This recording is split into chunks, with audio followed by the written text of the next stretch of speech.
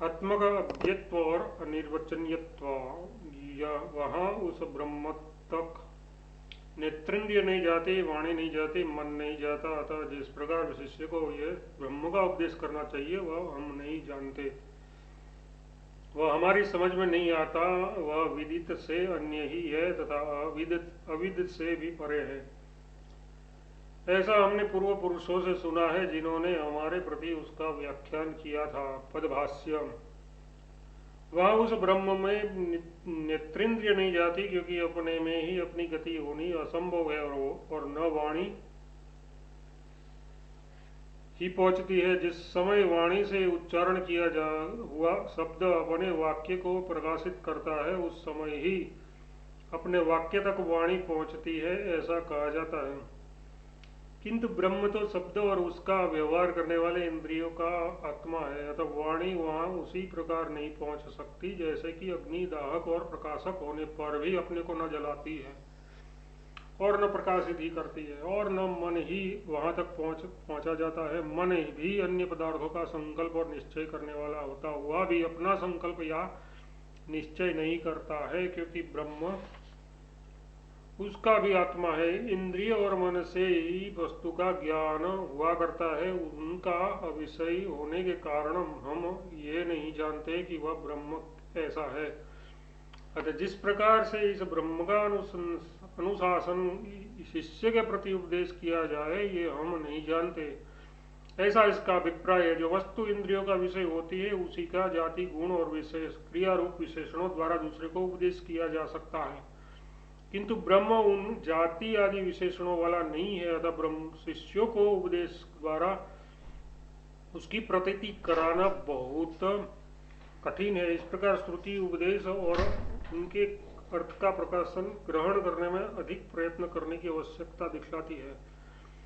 पूर्वोक्त श्रुति के न विद्यो न विज्ञानों श्रेत इस वाक्य से उपदेश के प्रकार का अत्यंत निषेध प्राप्त होने पर इसका ये अपवाद कहा जाता है। ये ठीक है कि प्रतीकात्मक प्रमाणों से परमात्मा की प्रतीति नहीं कराई जा सकती, किंतु शास्त्र से तो उसकी प्रतीति कराई ही जा सकती है। अतः उसके उपदेश के लिए शास्त्र प्रमाण देते हैं। वह विदित से भी अन्य ही है और अविदित से भी परे है। यहाँ जिस प्रकरण द्वारा श्रोत्रादि के श्रोत्रादि और उसके अविशेष ब्रह्म का उल्लेख किया गया है वह विदित से अन्य पृथक ही है। वेदन क्रिया से अन्य व्याप्त यथार्थ वेदन क्रिया की कर्मभूत जो कुछ नाम रूपात्मक वस्तु नहीं कहीं ना कहीं किसी न किसी को ज्ञात है उसको विदित कहते हैं। यथार्थ संपूर्ण व्याकृत वस्तु विदित ही है, उस विदित वस्तु से ब्रह्म पृथक ही है, यह इसका तात्पर्य है। तो फिर ब्रह्म अज्ञात है ऐसा प्राप्त होने पर कहते हैं वह विदित से विपरीत व्याकृत पदार्थों की बीजभूत अविद्यारूप अव्याकृत से भी अधि है। अधि का अर्थ ऊपर होता है, परंतु लक्षणा से इसका अर्थ अन्य करना चाहिए, क्योंकि जो वस्तु जिससे अधि ऊपर होती है वह उससे अन्य हुआ करती है, ये प्रसिद्धि है। जो वस्तु विदित होती है वह अल्प मरणशील एवं दुख रूप होती है, इसके लिए वह है त्याज्य है। वह ब्रह्म उस विदित वस्तु से भी भिन्न है, ऐसा कहने से उसका अहेत्व बतलाया गया है, तथा वह अविदित से भी ऊपर है ऐसा कहने पर उसका अनुपादेत्व प्रतिपादन किया गया है।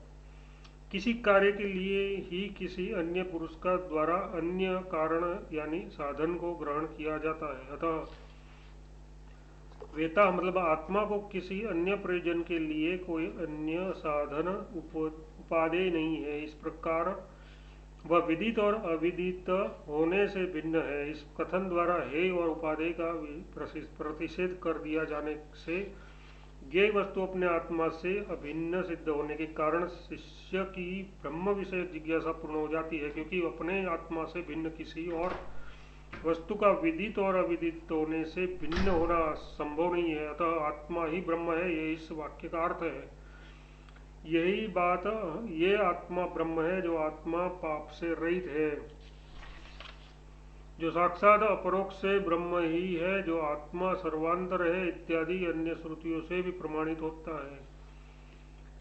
इस प्रकार सर्वात्म सर्व विषयक रहित चिन्मात्र ज्योति स्वरूप वस्तु का ब्रह्मत्व प्रतिपादन करने वाले वाक्यार्थ का इति श्रुतम पूर्वेशाम इत्यादि वाक्य द्वारा आचार्यों के उपनिषद उपदेश की परंपरा से प्राप्त होना दिखलाया गया है। इस प्रकार ये वह ब्रह्म आचार्यों की उपदेश परंपरा से ही ज्ञातव्य है, तर्क से अथवा प्रवचन मेघा बहुश्रुत तप एवं अज्ञादि से नहीं। ऐसा हमने पूर्ववर्ती आचार्यों का वचन सुना है। जिन आचार्यों ने हमारे प्रति उस ब्रह्म का व्याख्यान स्पष्ट कथन किया था, उन्हीं के वचन से हमें उसे जानना चाहिए, ये इसका तात्पर्य है।